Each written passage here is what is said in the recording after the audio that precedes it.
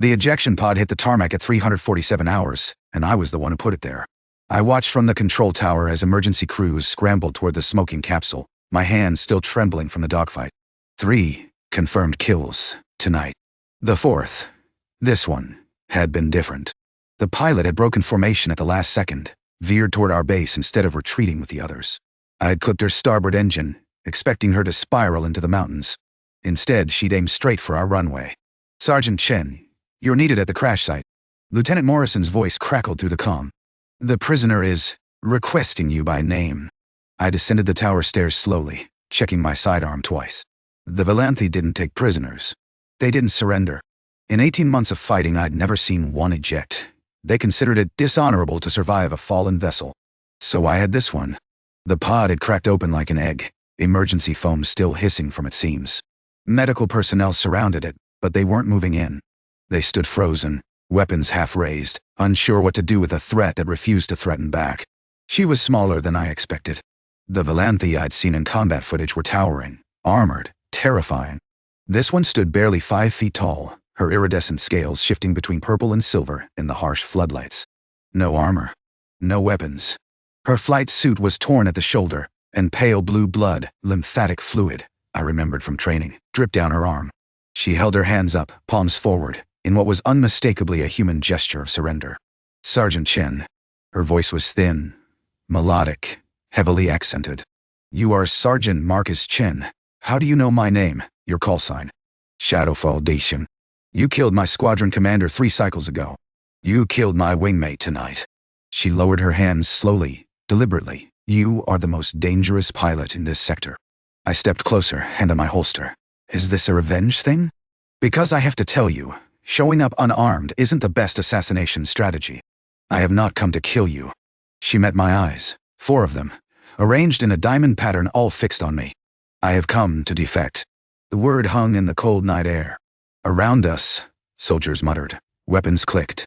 Lieutenant Morrison pushed through the crowd, his face red with confusion and barely contained anger. "Defect. The Velanthi don't defect. You don't even have a word for, 'I learned your word.'" She cut him off, her attention still locked on me. "I learned many of your words. Your tactics. Your music. Your concept of choice." Morrison grabbed my arm. "Get her to the detention block. Full containment protocols." "I'm calling command." "No." Her voice sharpened, and for a moment I saw the warrior beneath the surrender. "I will speak only to Sergeant Chen. I have information. Fleet movements. Tactical weaknesses. The location of the Ascendancy's breeding facilities." She paused, and something flickered in her eyes. Fear, maybe, or exhaustion. "I will give everything, but only to him." "Why me?" She tilted her head, that alien gesture that could mean anything. "Because you shot me down and you could have killed me. Your second missile would have destroyed my pod before I ejected. But you held fire." "I had. I didn't know why. Some instinct, some hesitation I couldn't explain. You saw my vector toward your base," she continued. "You understood I was not attacking. You gave me the chance to land." Her scales flushed a deeper purple. "In 18 cycles of war, no human has shown me mercy. I wish to understand why you did." Morrison was shouting orders, containment teams were advancing, and somewhere above us a surveillance drone hummed in lazy circles. But in that moment, surrounded by chaos, the Velanthi pilot and I stood in a pocket of stillness. "What's your name?" I asked. She blinked. All 4 eyes, sequential rather than simultaneous. "Velanthi do not share names with enemies. Are we enemies?" Another blink. A long pause. Then, quietly, "Kirethi. I am called Kirethi. Kirethi." I holstered my weapon. "I'm Marcus. And I think we have a lot to talk about." They put her in Isolation Block C, the high-security wing we'd built for captured enemy commanders, though it had never been used. For 3 days, intelligence officers cycled through her cell, demanding information, threatening consequences. She sat in silence, hands folded, eyes closed. On the 4th day, Colonel Reyes summoned me to his office. "She won't talk to anyone but you." He looked like he hadn't slept in a week. "I don't like it, Chen. The whole thing smells like a trap." "What kind of trap involves voluntarily imprisoning yourself in an enemy base? That's what worries me. The Velanthi don't think like we do. Their concept of strategy is and alien." He grimaced at his own word choice. "But we need that intel." Desperately. We've lost 3 outposts in the last month. If she knows anything about enemy movements, you want me to interrogate her. I want you to talk to her. You're the only one she'll respond to. Consider it a reconnaissance mission. He slid a datapad across his desk, her profile. Or what little we've pieced together. I scanned the information. Kirethi Vin Asha. Ace pilot, 17 confirmed kills, all human. Daughter of a high-ranking military official. Decorated twice for valor. Nothing that explained why she'd throw it all away to land on an enemy runway. One more thing. Rhea's voice hardened. Don't trust her. Whatever she tells you, whatever she does, remember what she is. They don't feel the way we do, Chen. They don't form attachments. Everything is calculation. I nodded. I'd heard the briefings, seen the footage. Velanthi were cold, efficient, lethal. They fought without fear because they didn't value individual survival. They didn't retreat because they had no concept of self-preservation. They were the perfect soldiers, and they'd been winning this war for 2 years. But as I walked toward Isolation Block C, I kept thinking about the way Kirethi had said my name. The slight tremble in her voice. The fear in her eyes. Maybe the briefings were wrong. The cell was 10 feet by 10 feet, bare except for a cot and a sanitation unit. Kirethi sat on the floor, her back against the wall, her knees drawn up to her chest. She looked smaller than before. That was possible. The wound on her arm had been treated. Human medicine, since we had no idea how to heal Velanthi. But she still held it gingerly. They told me you wouldn't come. She didn't look up. They said humans don't waste time on prisoners. I came? Yes. Now, she raised her eyes. Why? I sat down across from her, putting myself at her level. The cell was cold. I could see my breath. You asked for me specifically. I'm curious why. Curiosity. She tested the word, rolled it around. This is the desire to know without practical purpose? Something like that. Then we share this trait. Her scales rippled, a wave of color I couldn't interpret. I have been curious about humans for many cycles. Your art, your literature, your strange belief that individuals matter more than collectives. She paused. Your concept of mercy. The Velanthi don't have mercy, we have efficiency. Victory. Glory for the ascendancy. Her voice flattened. We have duty and death and nothing between. I leaned back, studying her. So you came here because you wanted to see if mercy was real? I came here because I shot down a human transport 6 cycles ago. She met my gaze, unflinching. Civilian vessel. Medical markings. I was ordered to destroy it because it was carrying supplies to your outpost. I obeyed, as I have always obeyed. And I watched your rescuers arrive. I stayed in orbit, hidden, observing. Her voice dropped to a whisper. You sent ships into the wreckage. You searched for survivors for 3 days. You found one, a child, barely alive. And your soldiers wept when they pulled her from the debris. I remembered that mission. The transport had been carrying families being evacuated from the front lines. 37 dead. 1 survivor, a 6-year-old girl named Mylin who still didn't speak. The Velanthi would never do this. Kirethi's hands tightened on her knees. We would not risk ships for 1 survivor. We would not weep for strangers. We do not even weep for ourselves. She looked at me, and I realized her eyes were wet. I want to understand why you do. I didn't have an answer. What could I say? That we were human, and humans cared? That grief was as natural as breathing. That love and loss were woven into every fiber of our existence. I don't know if I can explain it, I said finally. But I can try. If you're willing to trust me, trust. Another word she tested. I have never trusted anyone. The Velanthi do not trust. We verify. We calculate. We predict based on data and patterns. And what do your calculations tell you about me? She was silent for a long moment. Then slowly she rose from the floor. She crossed the cell, stopping just short of the energy barrier that separated us.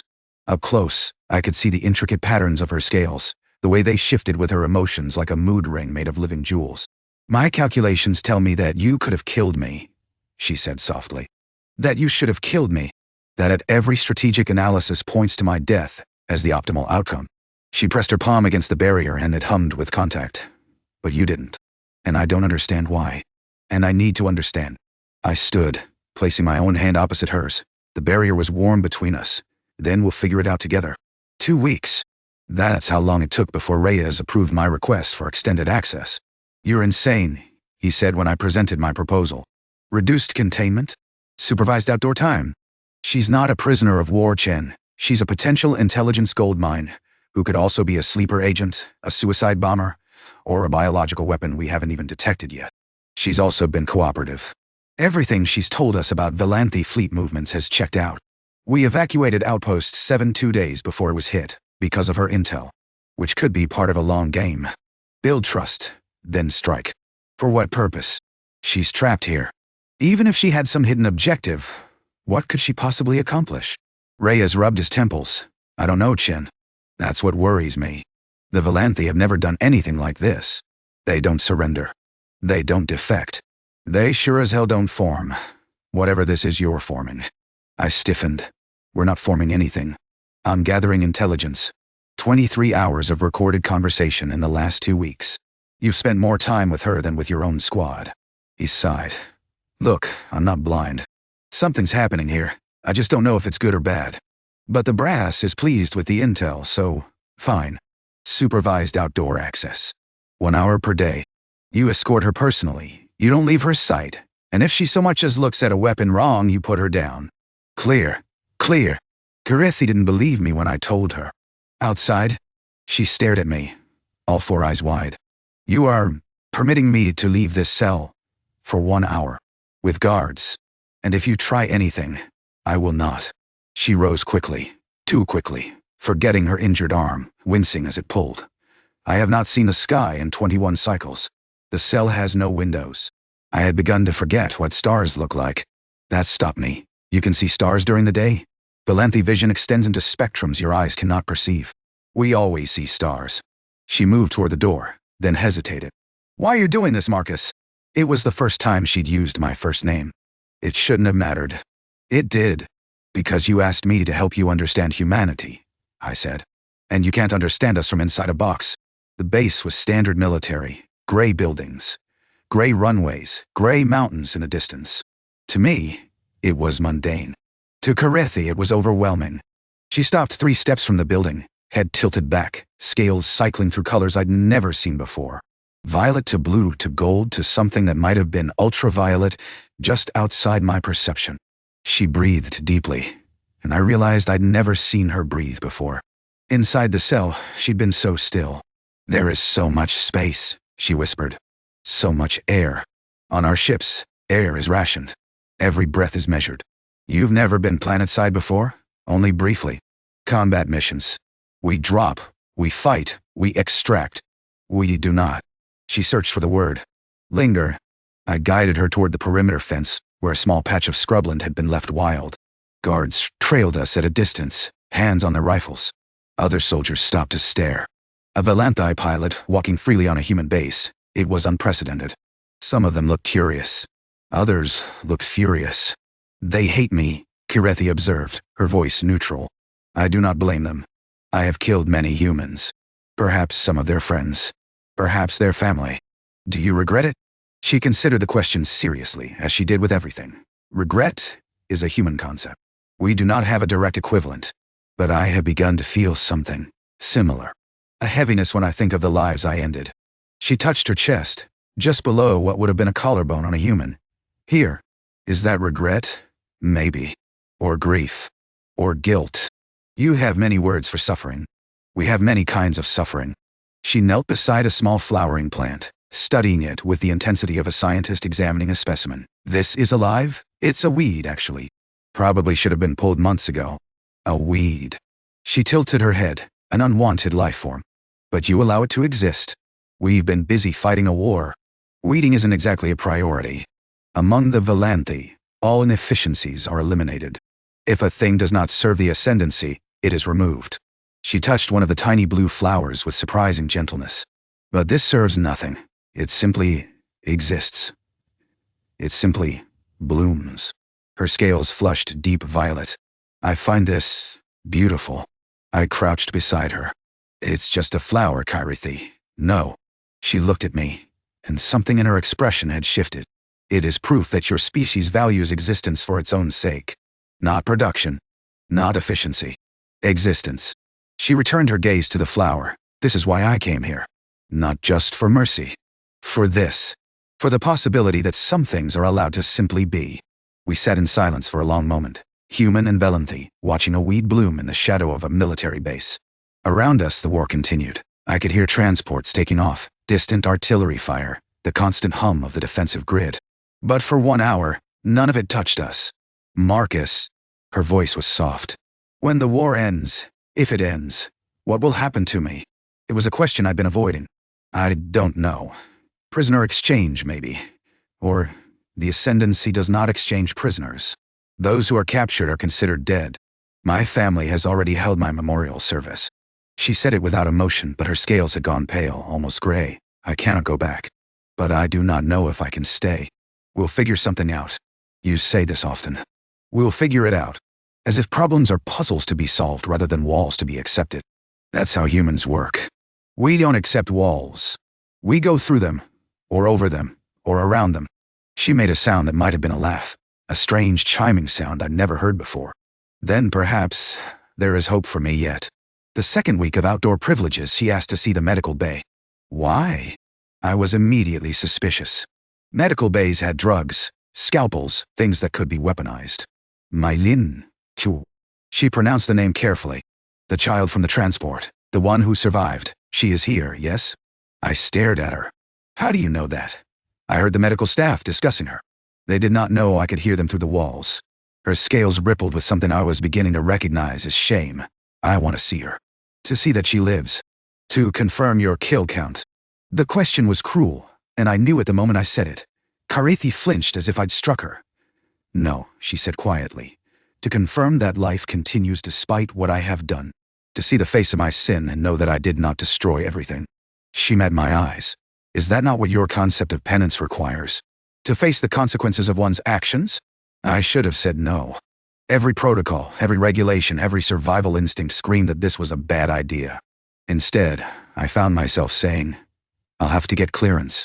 Ray has nearly court-martialed me when I asked. But something in my report, or maybe something in his own conscience, made him agree. One visit. HFY. Supervised. If the kid reacts badly, you're both out of there immediately. Mylin's room was in the long-term care ward, painted in soft colors that were supposed to be soothing. She sat on her bed, drawing on a tablet, her small fingers moving in precise, repetitive patterns. Spirals. Always spirals. She didn't look up when we entered. She hadn't looked up for anyone in 6 weeks. Kirethi stopped in the doorway, her scales cycling through colors I couldn't name. She was trembling, actually trembling, something I'd never seen a Velanthi do. I cannot, she whispered. She's so small. She is. Her voice broke. I killed her family. I killed everyone she loved.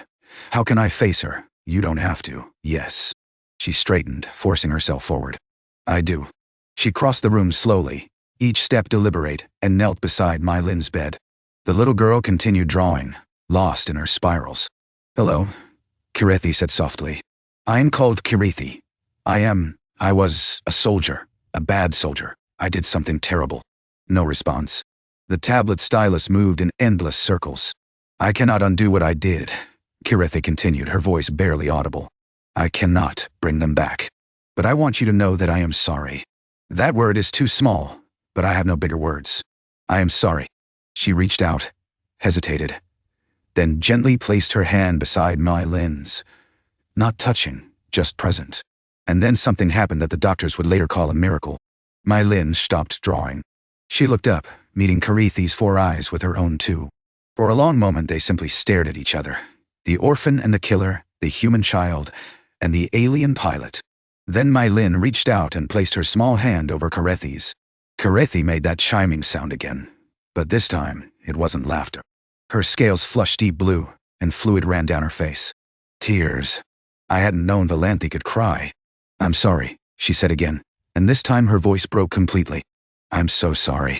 Mylin didn't speak, but she didn't pull her hand away either.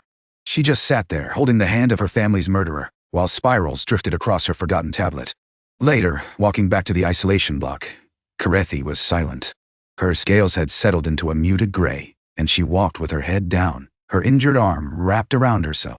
You didn't have to do that, I said finally. Yes, I did. She looked at me, and her eyes were still wet. I have killed many humans, Marcus. Soldiers, pilots, commanders. I felt nothing. They were enemies, threats, obstacles. She shook her head. But that child, She was the first time I saw what I had truly destroyed. Not military assets. Families. Futures. Lives that mattered to someone. Is that why you defected? Because of Mei Lin? Because of what she represented? Kirethi stopped walking, turning to face me. When I watched your rescuers search for survivors, when I saw them weep for strangers, I realized that humans value each other in a way the Velanthi cannot comprehend. Every life is precious to you. Every death is a tragedy. Her voice dropped. I wanted to understand why. And now that I do, I cannot understand. I cannot go back to being what I was. What were you? A weapon. She said it simply, without self-pity. The Velanthi are all weapons. We are created, trained, and deployed. We do not question. We do not feel. We exist to serve the ascendancy. But you do feel. You just cried in there. Yes. She touched her face, where the tear tracks had dried. I have been broken. My programming has failed. I have become... She searched for the word. Defective. I took her arm, gently, carefully, the first time I touched her voluntarily. Her scales were warm beneath my fingers, and I felt them shift at the contact. You're not defective, I said. You're awake. She stared at me for a long moment. Then slowly, she placed her hand over mine. Is that what this feeling is? Being awake, it's one way to describe it. Then, I do not wish to sleep again. Her scales flushed that deep violet I was beginning to associate with hope. I wish to stay awake. With you. For as long as I am permitted. I should have let go. Should have remembered the protocols, the regulations, the 1,000 reasons why this was dangerous and wrong and impossible. Instead, I held on. The attack came 3 months later. I should have expected it. Intelligence had been warning about a major Velanthi offensive for weeks, and our base was the obvious target, the only human installation for 100 miles, sitting directly in the path of the enemy's advance. But somehow, between the briefings and the preparations and my daily hours with Kirethi, I had convinced myself we had more time. We didn't. The first wave hit at 200, turning the night sky into a chaos of fire and screaming engines. I was in my quarters when the sirens started, already reaching for my flight suit before I was fully conscious. All pilots to your stations. This is not a drill. Repeat, this is not a drill. I was out the door in 30 seconds, sprinting toward the hangar. Around me, the base was exploding into controlled chaos. Soldiers scrambling, transports lifting off, anti-aircraft batteries swiveling toward the incoming threats. In the distance, I could see the Velanthi fighters, their distinctive silhouettes backlit by the burning remains of our outer perimeter. Chen. Lieutenant Morrison grabbed my arm as I passed the command center. We've got a problem. I noticed the invasion, yeah. Not that. His face was pale. It's the prisoner, Kirethi. She's escaped. My heart stopped. What? Containment failed when the first bombs hit. Power surge or something. The barriers went down. She was gone before the guards could react. Gone where? We don't know. Security teams are searching, but with everything else going on, he shook his head. If she's planning something, this is the perfect time. We're too scattered to... She's not planning anything. The words came out harder than I intended. She wouldn't. You don't know that. You don't know what she is, Chen. What any of them are. But I did know. 3 months of conversations, of careful trust building, of watching her learn to feel and grieve and hope. I knew Kirethi better than I'd ever known anyone. And I knew exactly where she'd gone. The medical ward was partially collapsed, one wall blown out by a missile strike that had thankfully missed the patient rooms. Emergency lights flickered red, and somewhere in the building I could hear screaming. Patients, staff, survivors. And there in the doorway of Mei Lin's room stood Kirethi. She'd found a weapon somewhere, a standard-issue rifle, probably dropped by a dead guard. She held it with the casual competence of a trained soldier, her scales flickering through combat colors I'd never seen before. Dark red. Black. The patterns of a Velanthi at war. Kirethi. I stopped 10 feet away, hands raised. What are you doing? Protecting her. She didn't turn. Her eyes, all 4 of them, were fixed on the corridor beyond, where the sounds of fighting were getting closer. They will come for the medical facilities. Standard Velanthi doctrine. Destroy healing capacity before ground engagement. So you grabbed a weapon and ran here. The guards think you're trying to escape. Or worse. I do not care what they think. Now she glanced at me, and I saw something I'd never seen in her before. Cold, absolute determination. Mei Lin cannot be moved. The staff have evacuated what patients they could, but she is connected to machines that are keeping her stable. If I move her, she dies. If I leave her, they will kill her. Her grip tightened on the rifle. I will not let them kill her. Kirethi, they're your people. They are not my people. Her voice cracked, raw with emotion. I have no people. I have only her. I have only you. And I will die before I let them take what little I have. Behind her I could see Mei Lin curled on her bed, hands pressed over her ears, eyes squeezed shut. The little girl who had touched Kirethi's hand 3 months ago and broken through 18 years of programming. The child who had become, against all logic, the center of a defector's redemption. Then we defend her together, I said. But you have to give me the weapon. Why? Because if the security teams find you armed, they'll shoot you on sight. Because the only way we both survive this is if I'm the one holding the gun. I met her eyes. Because I need you to trust me, the way I've trusted you. Her scales flickered. The rifle wavered. Then, slowly, she held it out to me. I took the weapon, checked the charge, and moved to stand beside her in the doorway. How many are coming? A standard assault unit. 12 soldiers. They are currently clearing the east wing. Her scales shifted to a pattern I now recognized as tactical assessment. We have perhaps 3 minutes. Any weaknesses I should know about? Their armor is weakest at the joints. Their vision is impaired by bright light. And they do not expect resistance from a single position. They will assume we are falling back. So we don't fall back. No dose. She moved to flank the opposite side of the doorway. We do not. They came in exactly 3 minutes. 12 armored Velanthi soldiers, scales dark with battle fury, weapons raised. They were expecting a retreating defense. Scattered survivors, easy kills. They weren't expecting me. I opened fire from cover, dropping the first 2 before they even registered my position. The others scattered, seeking cover, returning fire. Energy blasts scorched the walls, and somewhere behind me Mei Lin started screaming. Down! Kirethi grabbed me, pulling me behind a collapsed beam as a blast vaporized the spot where I'd been standing. Her hands were shaking. I could feel it, but her voice was steady. The squad leader is calling for reinforcements. We have perhaps 90 seconds. Any suggestions? Do not die. She met my eyes, and something in her expression made my chest tighten. I could not bear it if you died, Marcus. I have lost everything else. I cannot lose you. You won't. I squeezed her arm. Cover me. I moved before she could argue, ducking between fallen debris, using the chaos to close the distance. The Velanthi were good, trained killers, efficient and deadly. But they were fighting by doctrine. Standard patterns, predictable responses. And I spent 3 months learning how their minds worked. The squad leader was behind an overturned bed, directing fire with precise gestures. I came at him from the side, low and fast, and put 3 rounds into the gap between his helmet and shoulder plate. He went down, and the others faltered, just for a second. But a second was enough. Now! I shouted, and Kirethi moved. She didn't have a weapon, but she didn't need one. She was on the nearest soldier before he could turn, her claws finding the joints in his armor, her teeth. I hadn't even known Velanthi had combat teeth, sinking into his neck. He screamed, a high-pitched wail that cut off suddenly. The remaining soldiers hesitated. They recognized her, I realized. They knew who she was. Kirethi Van Asha, decorated pilot. Daughter of a high official. Fighting against them. Stand down. Kirethi's voice was cold now, commanding. This facility is under my protection. Leave, and I will permit you to live. One of the soldiers stepped forward, his weapon raised. You are a traitor, a disgrace. The ascendancy has decreed. Kirethi moved too fast to follow. One moment the soldier was speaking. The next he was on the ground, her claws at his throat. The ascendancy does not rule me anymore, she said softly. I have chosen a new loyalty, a new purpose. And I will kill every one of you before I let you touch what I protect. The remaining soldiers looked at each other. Then, one by one, they retreated. When the last one was gone, Kirethi collapsed. I caught her before she hit the ground, pulling her against me. Her scales were flickering erratically, cycling through colors I couldn't name, and her breathing was ragged. Kirethi? Kirethi, stay with me.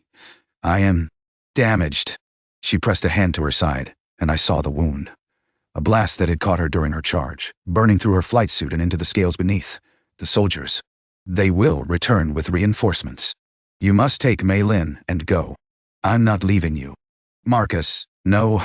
I pressed my hand over hers, trying to staunch the bleeding. We don't leave people behind. That's not what humans do. But I am not human. You're close enough. I looked into her eyes, all 4 of them, each one reflecting a different shade of pain and fear and something else. Something warmer, You're my people now, Kirethi. And I don't abandon my people. Her scales flushed that deep violet again. Marcus, I do not have words. Then don't talk. Just hold on. The reinforcements arrived 12 minutes later. But they were human reinforcements, our own soldiers, finally breaking through to the medical wing. By then I'd managed to stop Kirethi's bleeding with field bandages and pressure, and Mei Lin had emerged from her bed to hold Kirethi's hand, just as she had done months before. Chen. The squad leader stared at the scene, the destroyed assault unit, the wounded Velanthi defector, the little girl crouching beside an alien covered in blue blood. What the hell happened here? I looked at Kirethi, at Mei Lin, at the bodies of the soldiers who had tried to kill them. She protected us, I said. She saved our lives. The squad leader's eyes narrowed. She's the prisoner. She's not a prisoner anymore. I stood, keeping myself between them and Kirethi. She's one of us now. And anyone who wants to hurt her goes through me first. A long silence. The soldiers exchanged glances, clearly uncertain. But finally the squad leader nodded. All right, Chen, your call. He turned to his team. Get these wounded to the secondary med station. All of them. As they lifted Kirethi onto a stretcher, she reached out and grabbed my hand. Her grip was weak, but her scales were warm against my skin. Thank you, she whispered, for not leaving me. I squeezed her hand. I told you. You're my people now. I don't leave my people. She made that chiming sound, a laugh despite everything, and closed her eyes. But she didn't let go of my hand. And I didn't pull away. The war ended 6 months later. Not with a treaty or a surrender, but with exhaustion. Both sides had simply run out of the will to keep fighting. The ascendancy withdrew to their borders, the human coalition began rebuilding, and suddenly, the universe was full of questions nobody had answers to. Questions like, what do you do with a Velanthi defector who killed 12 of her own people defending a human child? The hearings lasted 3 weeks. Military tribunals, government committees, xenobiologists who wanted to study her, politicians who wanted to execute her, and a handful of voices, mine among them, who argued that she deserved something no Velanthi had ever been given. A choice. She came here voluntarily, I said for the 100th time, standing before a panel of generals and ambassadors. She provided intelligence that saved thousands of lives. She killed enemy soldiers, her own people, to protect a human civilian. If that doesn't prove her loyalty, nothing will. Her loyalty to you, perhaps. General Morrison, Lieutenant Morrison's father, I learned during the hearings, leaned forward. But loyalty to one human is not the same as loyalty to humanity. Then test her, give her responsibilities. Let her prove herself. And if she can't, if she reverts to her programming, I thought about Kirethi's tears in Mei Lin's hospital room. The way her scales flushed when she watched sunsets, the chiming sound of her laughter. She won't, I said. I'd stake my life on it. General Morrison studied me for a long moment. Then, finally, he nodded. Very well, Sergeant Chen. We'll give her a chance. But you'll be personally responsible for her integration. If she fails, you fail with her. Understood, sir. The first year was the hardest. Kirethi had to learn everything. How to live among humans. How to navigate our social customs. How to exist in a world that didn't measure value by efficiency or service. She struggled with small talk, with personal space, with the concept of leisure time. She couldn't understand why humans would spend hours doing things that had no practical purpose. You are watching a fictional narrative, she observed one evening, sitting beside me on my couch as a movie played. Events that never occurred, performed by people pretending to be other people. What is the purpose? Entertainment. Escape. Emotional connection to characters. But they are not real. That doesn't matter. The emotions they make us feel are real. She considered this for a long moment. Then, slowly, she leaned her head against my shoulder. It was the first time she'd initiated physical contact.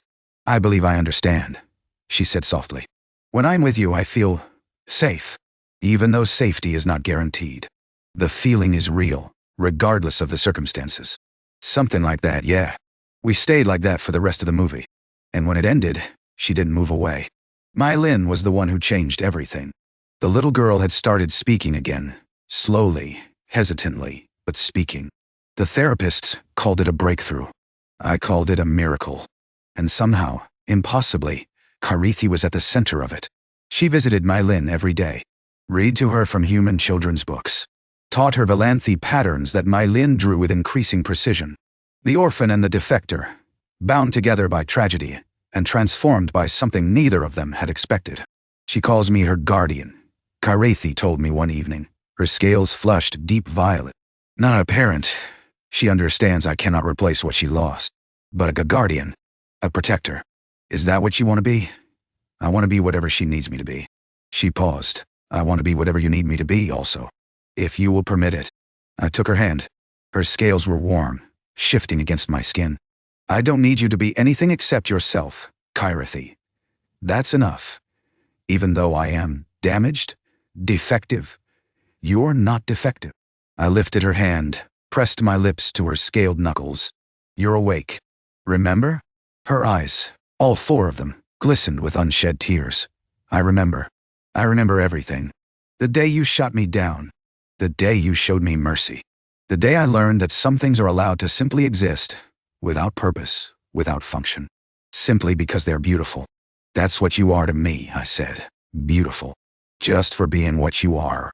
She made that chiming sound, the laugh I'd come to love, and leaned her forehead against mine. Marcus Chen, she whispered. I believe I love you. I know. I smiled. I've loved you since you asked me to help you understand humanity. I did not know what love was then. Neither did I, really. Not until you. We stood there, human and Velanthi, forehead to forehead, hand in hand. Outside the sun was setting, painting the sky in colors that made Kirethi's scales shimmer like living jewels. Somewhere in the distance I could hear Mei Lin laughing, a sound that had once seemed impossible. What happens now? Kirethi asked. Whatever we want, whatever we choose, choice. She tested the word, the way she'd tested so many human words. I believe I am beginning to understand this concept. Yeah? Yes? She pulled back slightly, meeting my eyes. I choose you, Marcus. I choose this life, this world, this family we have built. I choose to stay awake forever, if you will let me.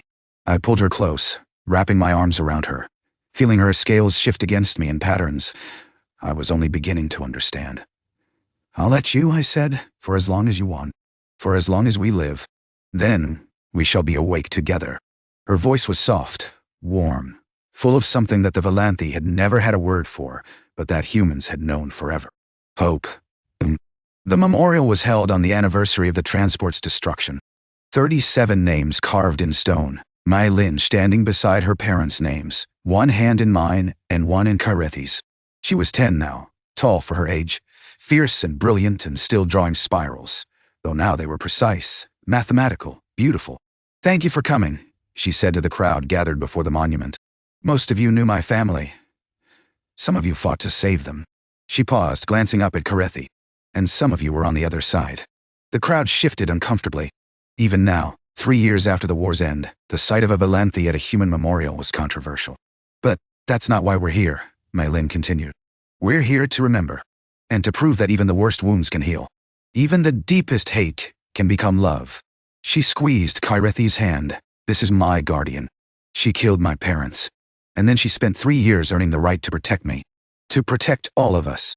She turned to Kirethi, and her voice dropped so only we could hear. I forgive you, she said. I forgave you a long time ago. But I wanted to say it here, where they can hear. Kirethi's scales flushed deep blue. Tears, real tears, Velanthi tears, ran down her face. I do not deserve your forgiveness, she whispered. Maybe not. Mei Lin smiled. But I'm giving it anyway. That's what humans do. That is what humans do, Kirethi agreed. And then, for the first time in public, she knelt and wrapped her arms around the child she had once orphaned. The crowd was silent. Some people were crying. Others were staring, uncertain what to make of the scene. But I saw in that moment something I'd never thought possible. Understanding. Later, walking home through the quiet streets, Kirethi was contemplative. I never believed I could be forgiven, she said. The Velanthi do not forgive. We punish. We execute. We eliminate weakness and move on. Humans are different. Yes. She looked at me, her eyes bright with something I could only call wonder. Humans are strange, illogical, inefficient creatures who waste time on weeds and grieve for strangers, and love those who have hurt them. And she paused, searching for words. I am grateful, every day, that I was shot down by one. I laughed. You're grateful I shot you? I am grateful you showed me mercy. I am grateful you gave me a chance to wake up. I am grateful for every moment since that night, when I landed unarmed, and you chose not to kill me. She stopped walking, turning to face me. I was a weapon, Marcus. Now I am alive. Because of you. Because of Mei Lin. Because of this impossible, beautiful species that values existence for its own sake. You were always alive, Kirethi. You just didn't know it. Perhaps. She reached up, touching my face with gentle claws. But I know it now. And I will spend the rest of my existence being grateful for the human who taught me. I kissed her then, there in the street, with strangers walking past and the sun setting over a world that had somehow, against all odds, found peace. She was Velanthi. I was human. We had every reason to be enemies, and no reason to be anything else. But here's the thing about humans. We don't accept walls.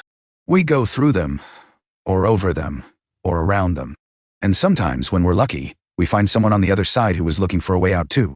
Kirethi had been a weapon. Now she was a guardian, a mother, a partner. She had killed my people, and then she had died for them. Not literally, but in every way that mattered. She had surrendered everything she was, and become something entirely new. Something human. Or close enough. And that, in the end, was the greatest victory of all. Not the war we won, or the peace we built, or the future we created for children like Mei Lin. The greatest victory was simple. We proved that even across the vast gulf of species and culture and history, connection was possible. Understanding was possible. Love was possible. I shot down her fighter. She landed on my base unarmed. And together we learned what it meant to be alive.